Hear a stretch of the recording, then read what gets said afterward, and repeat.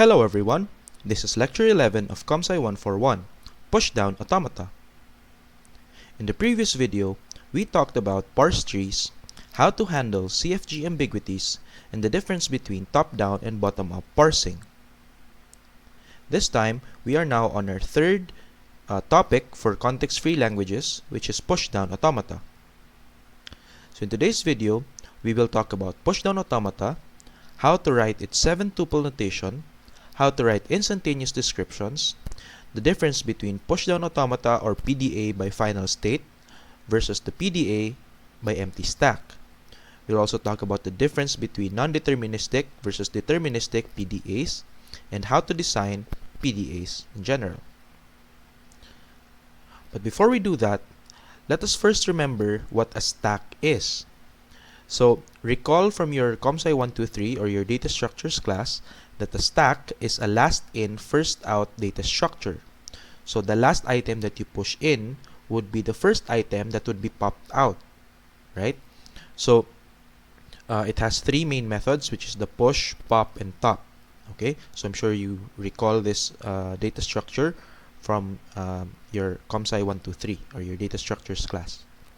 Okay, in the first part of this course, we mentioned that automata and language comes hand in hand, right? And so far, we have seen two language classes. Those are the regular languages and the context-free languages. And for regular languages, we saw the structural representation, which was the regular expressions, and its corresponding automata was the finite automata, wherein we saw the DFA and the NFA, right? So those two are equivalent in language defining power. Now, this time we also have the context-free languages, and we already saw the structural representation, which is the context-free grammars. And this time we will see its equivalent automata, which is the pushdown automata or the PDA. Okay. Now, remember from before in the previous videos that for our finite automata, which is for regular languages, it only has very limited memory, okay? Because it only remembers one thing, which is what state am I currently in, okay? And for the transitions in the transition function, it's determined by the current state and what is the current input symbol. So what state are you in, what input symbol is currently being read, you will transition to the next state, okay? So it was very simple. Now, for pushdown automata, this is the equivalent to context-free grammars in language defining power. So they both define the context-free languages. And there are two kinds. So the deterministic and the non-deterministic version, just like what we had in finite automata. So there's also a deterministic pushdown automata and then a non-deterministic pushdown automata. And the default version is the non-deterministic one. Okay? Because for non-deterministic PDA, it will define all context-free languages. Okay, so each context-free language has a corresponding non-deterministic PDA. Now, how about the deterministic PDA? So it doesn't define all context-free languages, but it focuses on parsers. Okay, and if you are familiar with parsers, these are the part of the compiler in your programming language that focuses on the syntax of the programming language itself. So the parser is the one that tells you whether you have a syntax error or not based on the language's grammar. Okay, so most programming languages have deterministic PDAs, as I've mentioned. Okay, because all programming languages have parsers. Okay. Now, so what is a pushdown automata? So basically, a pushdown automata is an epsilon NFA with a stack. Okay, so let's break that down. So epsilon NFA means that it's non-deterministic. It can transition from one state to a choice of many states. So from A, it could transition to B, C, or D on just one input symbol, right? You have a choice of where to transition to. So it's non-deterministic, and it's also epsilon NFA, so you can even transition on an epsilon input. That means that you don't read from the input string, right? And then the other thing is it has a corresponding stack. Okay, that's why we mentioned the stack in the first part of this video. So what does the stack do? Basically, the stack allows the pushdown automata to count two things, which is, we mentioned this in the previous videos, that context-free languages counts two things, right? So already it has better memory capabilities than the finite automata, because finite automata only remembers the current state, but for pushdown automata it will remember the current state and the stack contents. Okay, so already has better memory capabilities. Okay, so that's pushdown automata. Now let's talk about its 7-tuple notation. So for the 7-tuple notation, we still have the sigma, which is the input alphabet. Okay, q, which is the finite set of states. Delta, which is the transition function. Q sub 0, which is the start state, which is part of the set of states. F, which is the set of final states. It's a subset of Q. We have gamma, which is the stack alphabet, or what are the input symbols that you put in the stack. And Z sub 0, which is the start symbol, which is part of the stack alphabet. Okay, so Z sub 0 is part of gamma, which is the stack alphabet. Okay, so we're familiar already with the first 5 because this is also what the finite automata has, right? Sigma, Q, delta, Q sub 0, and F. The new things here are gamma and Z sub 0, which is basically for the stack. Okay, so the stack alphabet just defines what the symbols are in the stack, and then the start symbol Z sub 0 is the first item that you put in the stack. Okay, so now the only difference really from finite automata to PDA is this one, the transition function. Besides the 2 new additions, okay, the rest would be the same. So how different is the transition function in the PDA? So in the transition function, it will look something like this. So delta of QAZ is equal to PY. Now, what does this mean? So let's focus on the first, on the left half of the equation first. So QAZ, what does this mean? So we are in the current state Q. So Q is our current state, and we see the input symbol A, okay, where A is part of the input symbols or the input alphabet, or it could also be epsilon, because as we said, PDA is like an epsilon NFA, so you can transition using epsilon transitions. Okay, and then Z is the top symbol on the stack. So since for the stack we can only look at the top content, right? So what is the top symbol on the stack? And it's currently Z. Okay, so that is what this means, QAZ. So current state, input symbol, and top of the stack. So the PDA moves are determined by 3 things. So what is the current state, what is the next input symbol, or you can transition on epsilon, and the symbol on top of the stack. Okay, compared to to finite automata, wherein you only depend on the first 2, right? So it's only the current state and the input symbol. But this time for PDA, you also depend on what the symbol on top of the stack would be. Okay, so now for the right part of the equation, what is PY? So when you are in Q, A, and Z, you will update to state P. So from Q, you go to state P. Okay, and then Y would be the stack top replacement, meaning you replace the top of the stack, which is currently Z, with whatever Y is, wherein Y could be either epsilon or a string of stack symbols. So we will see later on what the patterns of this stack replacement would be. But for now, let's just take note that P is the new state that we will update into, and Y would be the stack top replacement. Okay, so and by the way, if y is not epsilon, y's leftmost symbol means the top of the stack. So because for y, it could be a string of stack symbols, right? So y could be something like y, y, z. So what will this mean? Y, y, z would look something like this. So y, y, z. So the leftmost, this would be the top symbol. Okay? So if it was x, y, z, it would be z at the bottom, y, and then x. So this one is the top symbol. Okay? Okay. So that's it. And yeah, so for the PDA moves, the PDA can do two things. It can update the state and it can update the top symbol on the stack. So you can either push something on top of the stack or you can even pop the top item. Okay, so all in all, again, the transition function will look like this.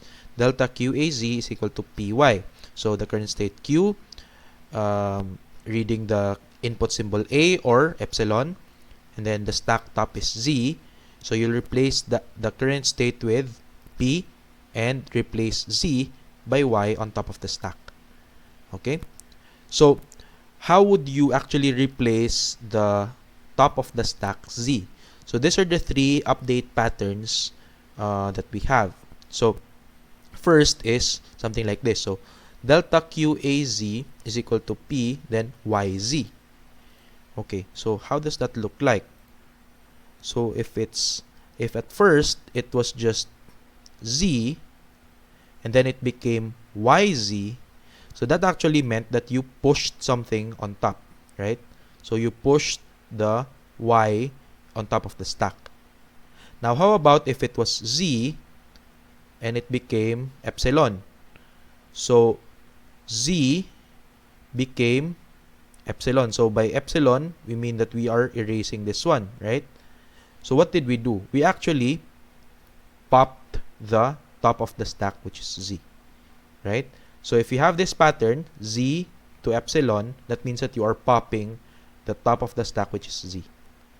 Okay? And then if it's Z to Z, then you are not doing anything. Okay? So those are the three basic patterns. Okay? Pushing, so you add more items on top. Popping, so you remove the item on top, or you do nothing. And by the way, pushing is not limited to only one symbol. You can push as many items as you want. So you could have something like Z to YZ, so that means that you push Y on top, or you could also do Z ABZ. So that means that you are pushing two things on top. So from Z, you push B first and then you push A. So always the left part is the top of the stack. Okay? So those are the three main update patterns for the stack. Okay? Now, let's talk about the instantaneous descriptions for PDAs, or IDs for short. Okay? So an ID is a notation for the snapshots of current state of the PDA. So what this means is you can describe how the PDA looks like currently without having to draw like the stack and the PDA itself. You can write a short notation of how the PDA currently looks like. And an ID has three parts: Q, W, and S. So Q is the current state. So what is the current state of the PDA? Or what state is the PDA currently in? Right? W is the remaining input string that you need to process still. And S is the contents of the stack, wherein the top of the stack is at the leftmost still. Okay? So you can describe the PDA's current state using this notation, the instantaneous description. Okay? Now, the starting instantaneous description, or the starting ID, would have to be this one. So Q sub 0, which is the start state, right? the current input string, so it still has the full input string, right? Because you haven't processed anything yet. And the stack contents would be z sub 0, which is the first content of the stack, since it's the start symbol. Okay, so yeah. Now for IDs, we have this something called the goes to relation, which is denoted by this turnstile symbol. Okay, so one ID, let's call it QWS, will go to the next ID, which is PVT. Okay, so what does this mean? So ID QWS goes to ID PVT in one PDA move. Okay, so it basically transitions to the next ID in one move. Okay, so P is the new current state, V is the new remaining input, and T would be the new stack contents. So you're basically telling us that this notation is telling us that the one ID moves to the next ID in one move lang. Okay, so this is the turnstile symbol, and then you can also have the goes to star, so the extended goes to symbol, which means that it could do that in 0 or more moves. Okay, similar to the arrow star in CFG, wherein you have the derivations, right, in 0 or more moves. Okay, so yeah, it's a goes to relation. Okay, so the language of the PDA can be defined in two ways. You can either define it by final state or by empty stack. Okay, so what's the difference? If you define a PDA by final state, so if you're given a pushdown automata P, the language of the PDA P by final state is denoted by LP, excuse me, LP, which is the set of strings W, such that, so this is the starting ID, right? You start at the start state, Q sub 0, you have the input string, which is W here, and the starting stack symbol Z sub 0, it will go to star, so goes to star, so in 0 or more moves, go to an ID which has a final state F. Okay, and you have finished processing the input string. So from W, it became epsilon, meaning there is no more string to process. Okay, and it arrived at a final state F. And then for the stack contents, it could be anything. It doesn't matter as long as you arrive at the final state. Okay, so that is PDA by final state. So after processing the input string W, it became epsilon already. It reached the final state F, and regardless of the stack contents. Okay, so that's PDA by final state. Now, on the other hand, PDA by empty stack is defined as follows. So given you have a pushdown automata P, the language of P by empty stack is denoted by N of P, which is the set of all strings W, such that, again, you start with the same starting ID, right? Q sub 0, W, Z sub 0.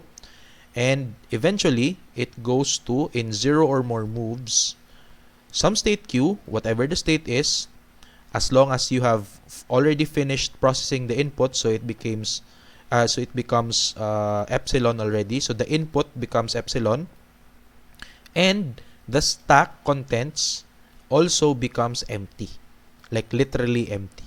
Okay, so after processing the string, you have the remaining input epsilon, the stack will be empty.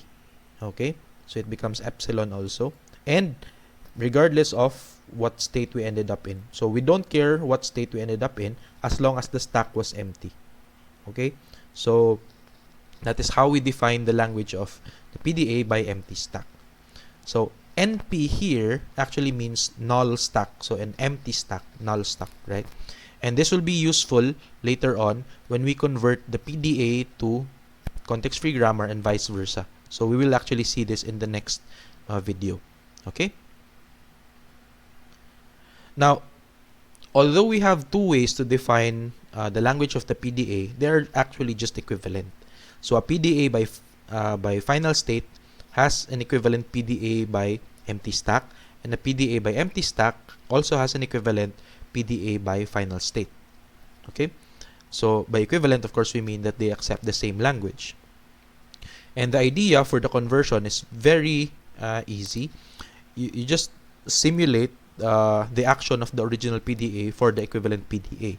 So what do you mean by this? So if you want to convert a final state to empty stack, once you reach a final state in your original PDA, then you will just empty the stack, meaning you will just remove whatever is the contents of the stack, right? And then it becomes a PDA by empty stack also. And for the other side, if the PDA by empty stack reaches the empty stack state, then you'll just transition to a final state, one of the final states, and it becomes PDA by final state also. Okay, so that's the difference between PDA by final state and PDA by empty stack. Now, the next distinction that we need to discuss would be for non-deterministic PDAs and deterministic PDAs. Okay.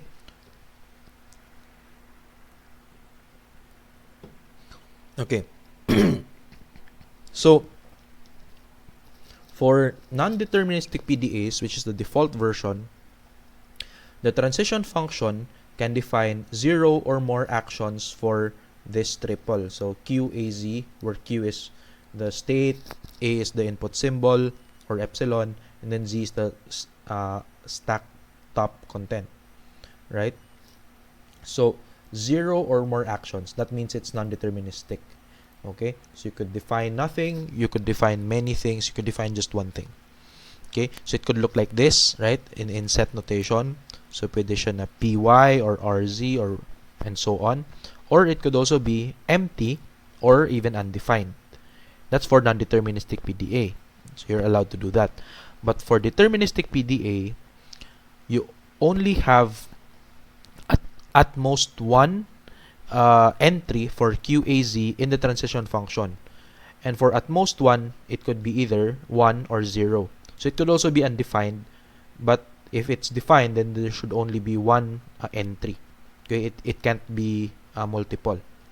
Okay, unlike in deterministic finite automata, wherein it has to be exactly 1, it can't be undefined. Right here, it's at most 1, so it could be undefined still. However, excuse me, in the deterministic PDA, QAZ and Q epsilon Z cannot both be defined. So that means that if you transition from state Q on this stack content, stack top content, and then on an input symbol, you're not allowed to transition on an empty string anymore, or an epsilon transition anymore. Or if transition on an epsilon transition, then you can transition on an input symbol anymore. Okay, they cannot both be defined, so only one of them has to be defined if it's deterministic. Okay, so yeah, those are the restrictions for deterministic PDA.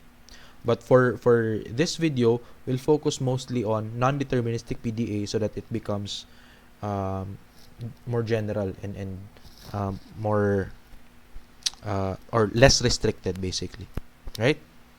Okay, so another thing is that for deterministic PDA, there is only one sequence of IDs or instantaneous descriptions for a given string. Because it's deterministic, then you only have one possible sequence. Unlike for non-deterministic, wherein you could have multiple possible sequence of derivations or transitions from one ID to another. Okay, and deterministic PDAs also only accepts by final state. Okay, so those are the restrictions for deterministic PDA. And remember that deterministic PDAs model parsers, but not all context-free languages. However, since regular languages are part of context-free languages, deterministic PDAs are sure to accept regular languages. Okay, So yeah, deterministic PDAs can model regular languages, but not all context-free languages, because again, it's only deterministic, and only the non-deterministic version can model all context-free languages. Okay. Okay, so we are now at the part wherein we can see examples of pushdown automatas, or on how to design them. Okay, so let's start with this first example. So we'll design a PDA for the language ON1N, wherein n is greater than or equal to 1.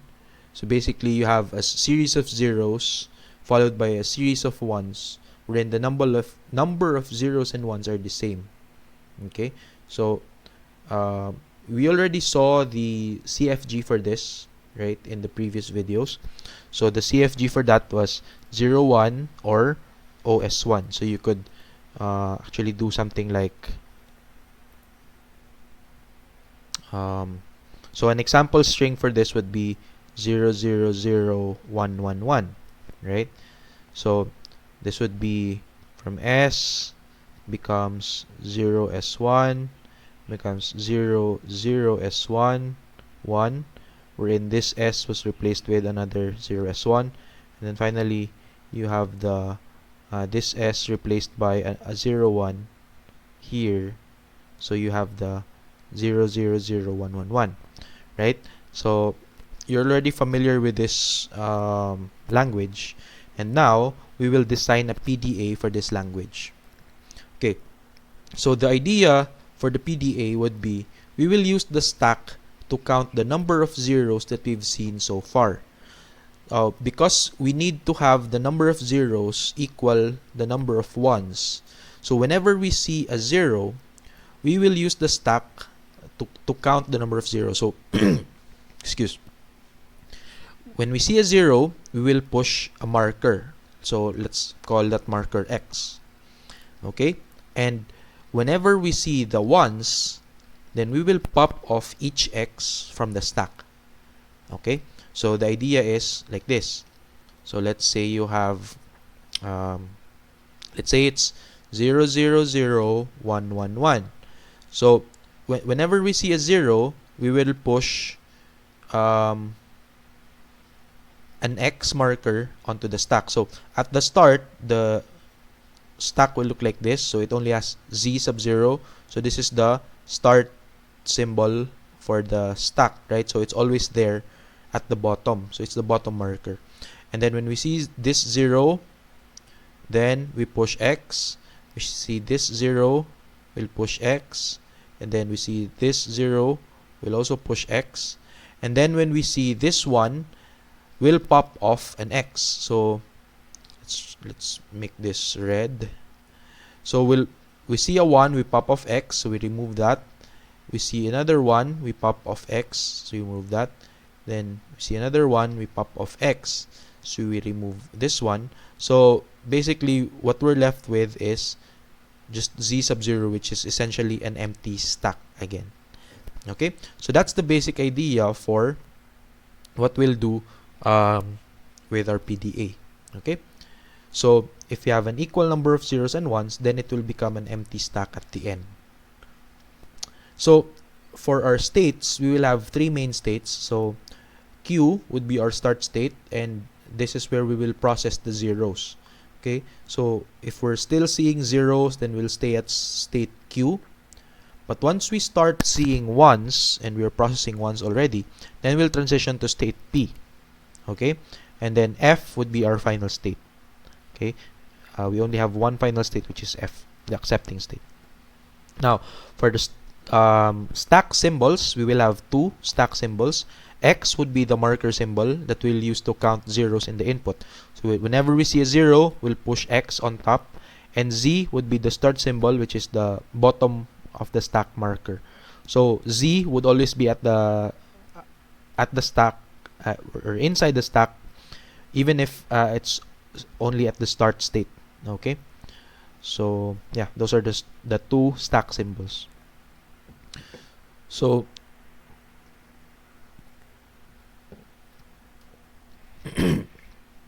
all in all, this is the 7-tuple notation of our first PDA. So we will have 0 and 1 as our input symbols, right? So since we only have zeros and ones in the input string, and then we have 3 states, Q, P, and F. So we mentioned that Q is the start state and it's processing zeros. P is when we process ones, and F would be for the final state. So Q is the start state, F is the final state, and then for the stack symbols, we have Z and X, where Z is the bottom marker, Z sub 0, and X would be used to count the number of zeros. Okay. Now, the last thing is the transition function. So, what will we do? Okay, so we'll push X onto the stack if we see a 0 from the input, right? So, this would be like this. So, from state Q, you remain in state Q since you still see a 0. So when you see a 0 from Z, so since this is the bottom of the stack, we will push X on top. Okay, so it becomes XZ. So this is at the start of the stack. Okay, or start of the PDA. So at the start, we know that our stack always has this bottom marker Z, right? So we're currently at state Q since this is the start state, and once we see a 0, okay, we'll stay in state Q, and we will push an X on top of the stack. Okay. Now, next is, what if we're still in state Q? Okay, we're still in state Q. We still see a 0 from the input, but this time the top of the stack is X, like this. Okay, so what will happen? So we'll still stay in state Q, and we'll push another X on top of the existing X. So just like this, we will add another X here. Okay, so we defined two things for Q0 because one instance would be Z is at the top of the stack, and then the other instance would be X would be on top of the stack. Okay, and in both cases, we pushed a new X on top of the stack. Okay, does that make sense? Okay, so it's the first part of the transition, and then the next part is once we're in state Q and then we see a 1, then we will transition to state P, because state P is when we process the ones, right? And we will pop off 1X. So if we're currently in state Q, let's say like this, and let's say that our input was 0, 0, 1, 1. So at the start, it would be Z at the bottom, right? And then we see a 0, we push an X. See a 0, we push an X. But now, we see a 1. So we won't stay at state Q anymore. We will go to state P, because P is when we process ones, right? When we see a 1, we'll transition to state P, and we will pop off 1X. So we will remove this one. Okay? So this would look like Q, 1X. So you're in state Q, you see a 1, and X is on top of the stack. You'll transition to state P, and the X would be removed. So X will be replaced with an epsilon, so it will be popped off. Okay? And then, whenever you see a 1, then we'll basically just pop off that X from the stack. Okay? So if you're in state P, and you see a 1, so the next one, and X is on top of the stack, then we will pop off that X as well. Okay? And in the end, so why do we do this? It's because the 1 matches the 0 that is marked by the X. Okay? Now, in the end, at the end of the string, and we are looking at and the stack top is Z, which is the bottom marker, then we will transition to the final state F, and we will accept. Okay, so that would be P epsilon z is equal to fz. So why will we do that? It's because so let's say our input symbol was 0, 1. Okay, so the stack would look like this at first, and then we see a 0, so we push an x, then we see a 1, so we'll pop off the x, right? And then the next input would be epsilon, since it's at the end of the string.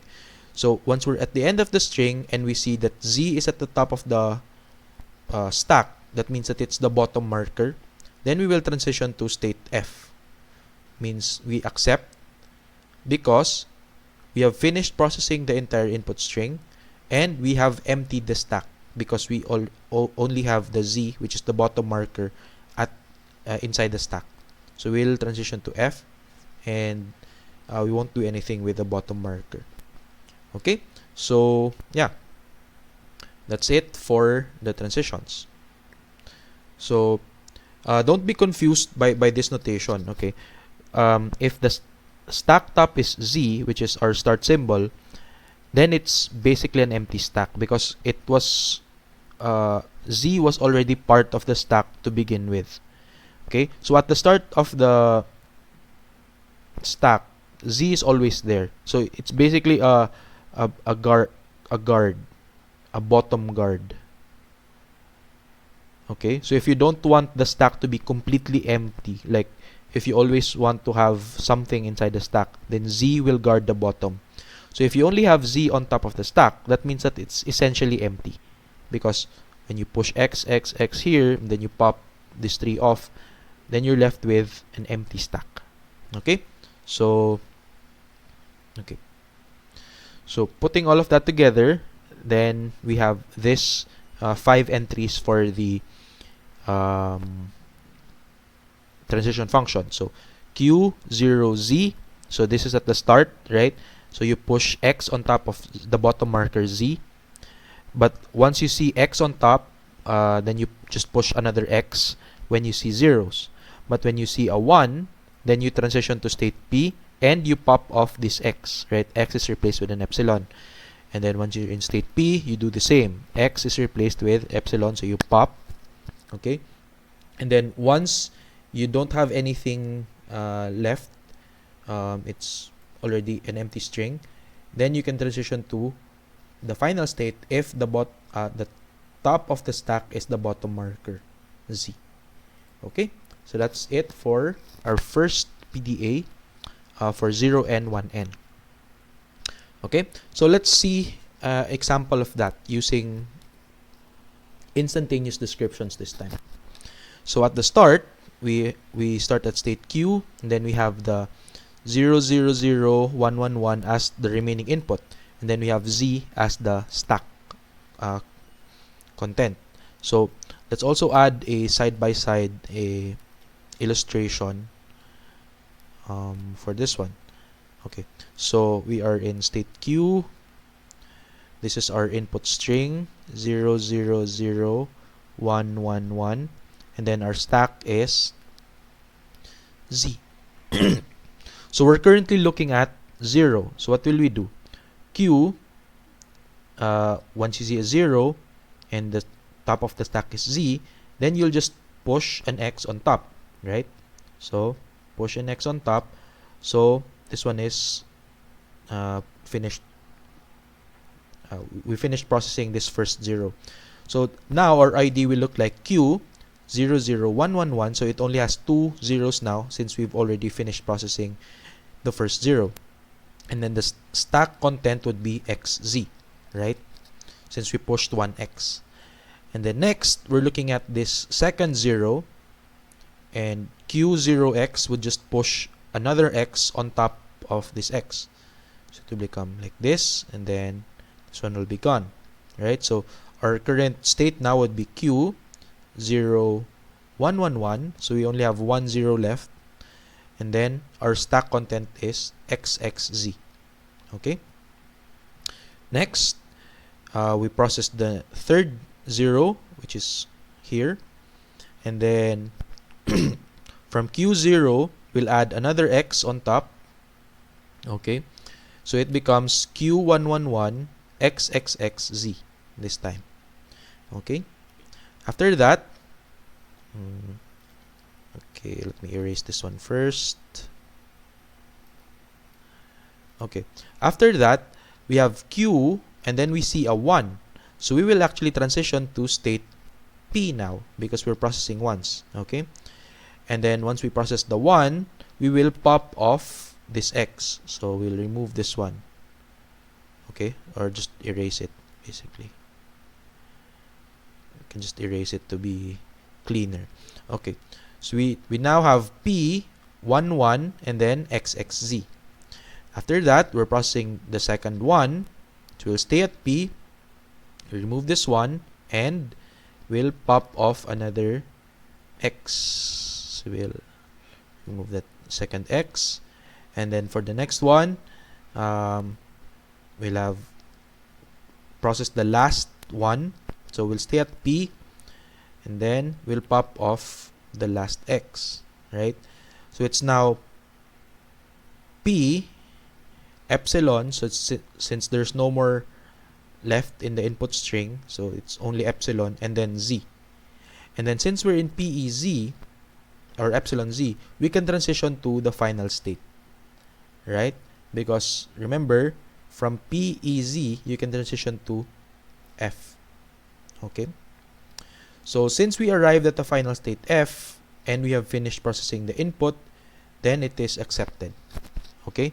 Because it's it reached a final state in 0 or more steps from the initial ID.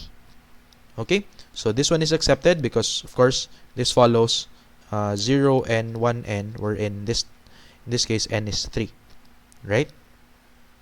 So that's the first example. Now how about if it's not accepted by the PDA?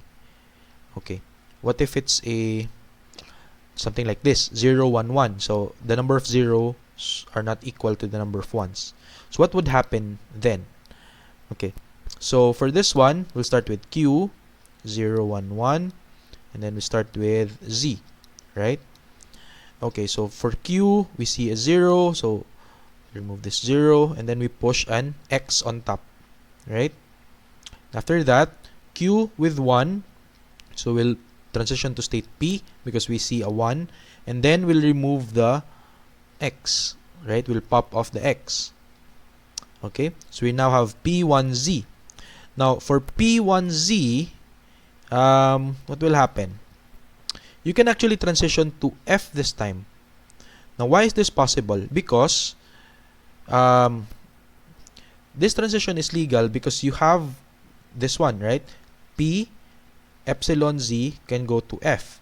Okay, so P, without reading the 1, so without reading anything, you can transition to F as long as the stack top is Z. Okay, so you can go to F. However, F1Z has no moves left because we did not define anything for F, right? So since it has no moves left, it's stuck, and so this input string is not accepted because the input was not completely processed, because you still have the 1 here. Okay, so you did not completely process this input string, so it's not accepted. So even if it transitioned to a final state, but you did not fully process the whole input string, so it's not accepted. Okay, now how about this one, 0, 0, 1? Now this time there are more zeros than there are ones. So what will happen then? So for this one, we'll start at state Q. You have the string 0, 0, 1, and for our stack, it has Z at the top. Okay, so if we see 0, so what will happen is we'll put X, push X on top, and then another 0, we'll push another X on top, right? And then this one, Q1, so we'll go to state P, and it will pop off 1X.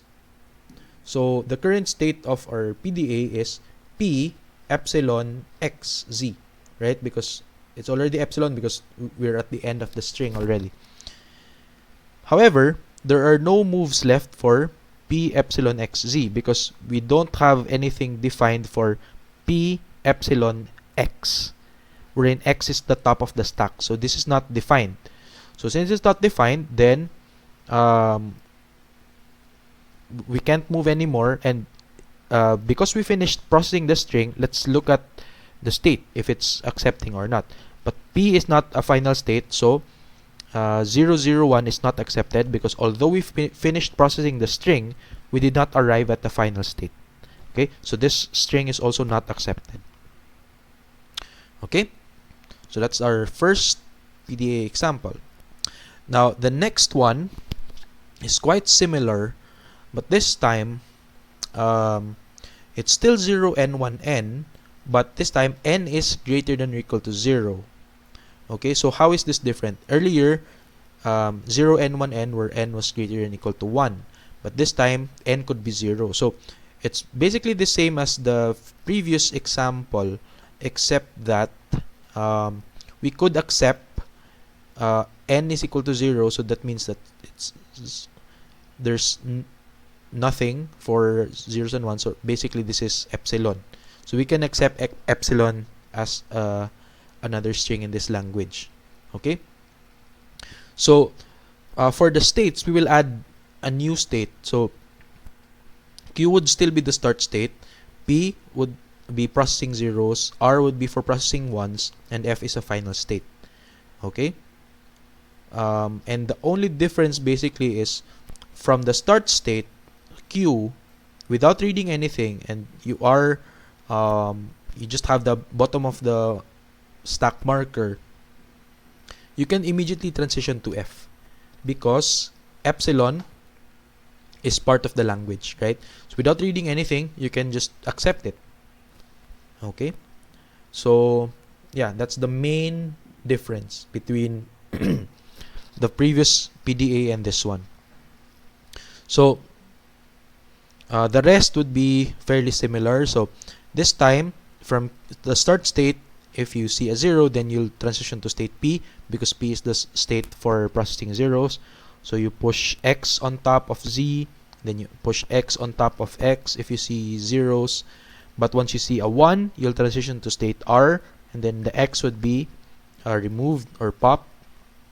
Then from R, you stay at R. If you see a 1, X would be popped.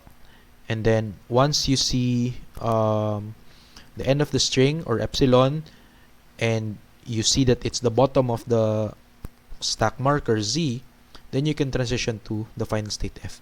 So more or less this last 5 is the same. The only thing that differed really is this one. Okay, you can immediately transition to the final state F, even if you did not read anything. It's because we are allowed to accept epsilon as part of the language this time. Okay, so let's see how this will look like. So from Q epsilon Z, so it will just transition immediately to F epsilon Z because of this transition function entry. Okay, so this one is accepted. Okay, so that's the second example. Now for our third example, this would be a little different. Okay,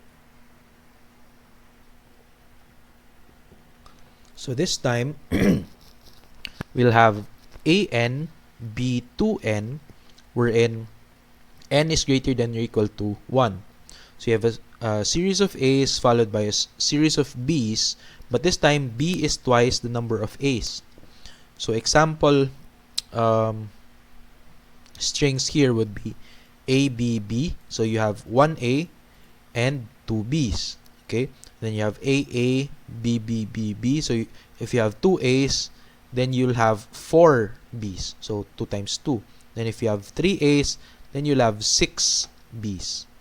Okay, so the CFG for this is also quite simple. You have ABB or ASBB. So you can recursively call S here to add more A and B to N's. Okay, so we will design a PDA for this language. Now, the idea for this PDA would be quite similar to the first PDA that we did. However, this time, for each A, we will push 2x's to the stack. Okay, so earlier, when we saw a 0, we pushed 1x, right? And that 1x would be popped off by the 1 when we see the 1. So it matches the zeros and ones, right? So for 0 and 1n, if we see a 0, we push x, and then if we see a 1, we pop the x. So they are equally matched, right? So if you had 2x's, then you pop off 2x's as well.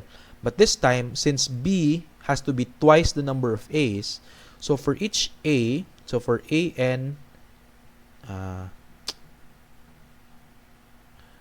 me rewrite that, a n b to n.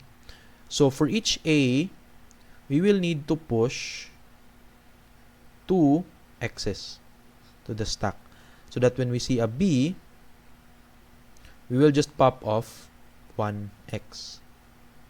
Okay? So why is that? Because for example, if you have, let's say, a b b, so this is the most basic one, right?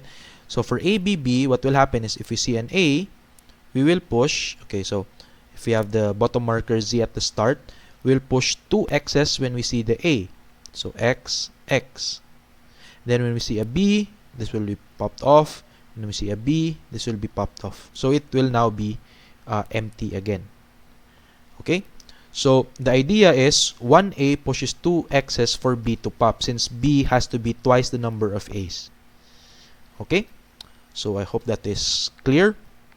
And so our states should be similar. We'll have 3 states. We have the start state q, which is the state also where we'll process a's.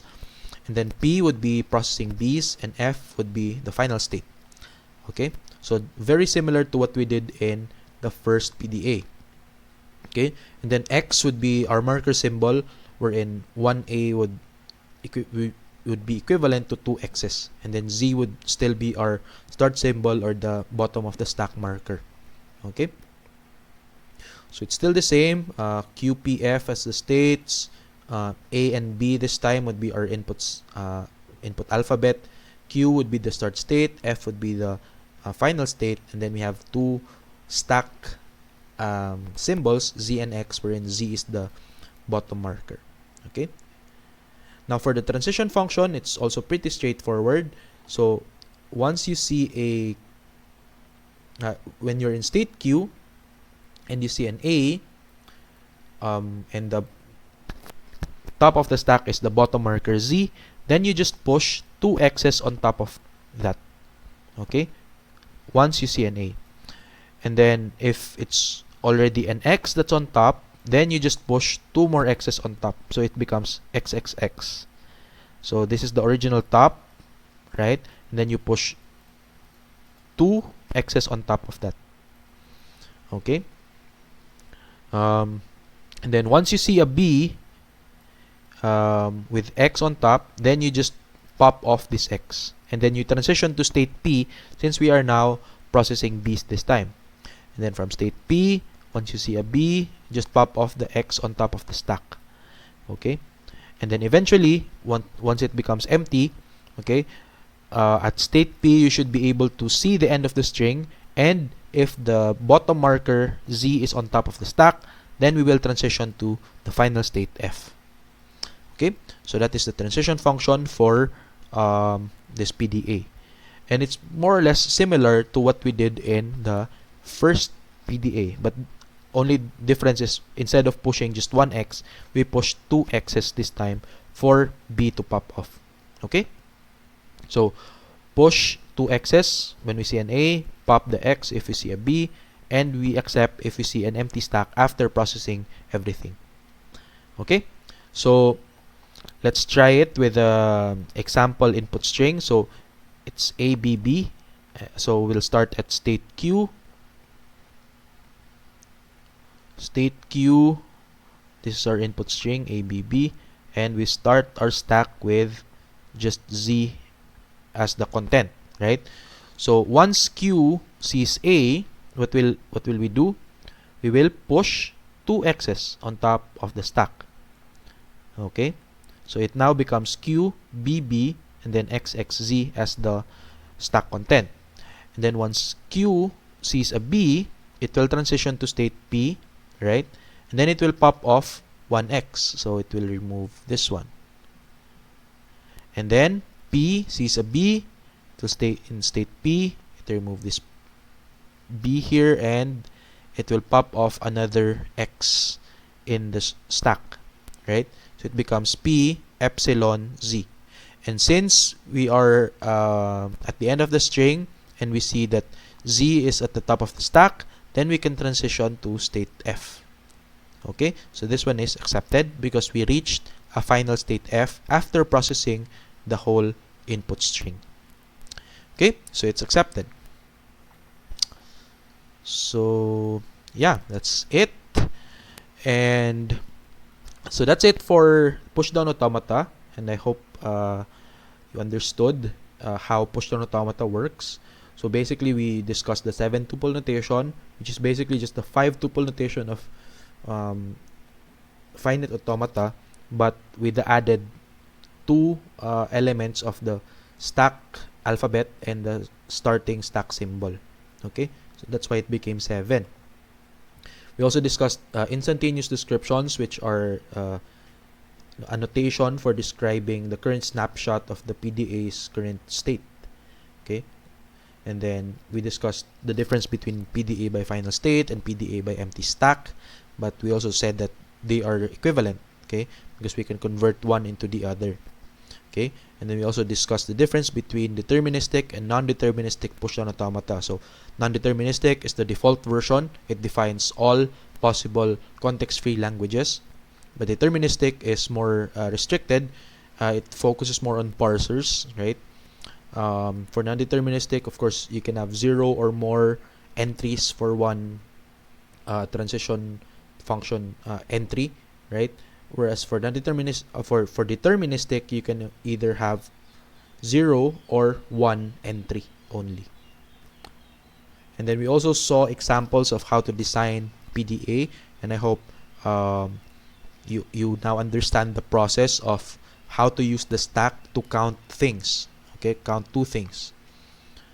So that's it for our pushdown automata lecture. For the next topic, we will discuss the equivalence of PDA and CFG. So we will be converting from PDA to final state to empty stack, and PDA by empty stack to final state, and then we'll convert context-free grammar to its equivalent PDA, and the equivalent a given PDA to its equivalent context-free grammar. Okay, so that will be for the next video. So that's it for this video, and I will see you next time.